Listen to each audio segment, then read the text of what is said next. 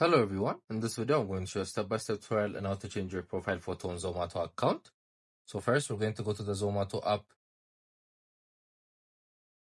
Then once you're here, you're going to click on the profile section on the top right corner. Then now you're going to click on your profile option.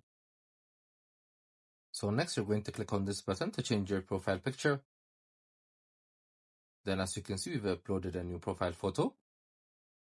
Then it's going to automatically update it. You don't have to even click on update profile. So once you load it again, it's going to show you that it has changed your profile picture. So that's how you basically do it. It's an easy tutorial. We also have different videos in our how to tutorial playlists. Make sure to check them out. I hope you guys like this video. Subscribe for more, like for more, share for more. I hope to see you again. Goodbye.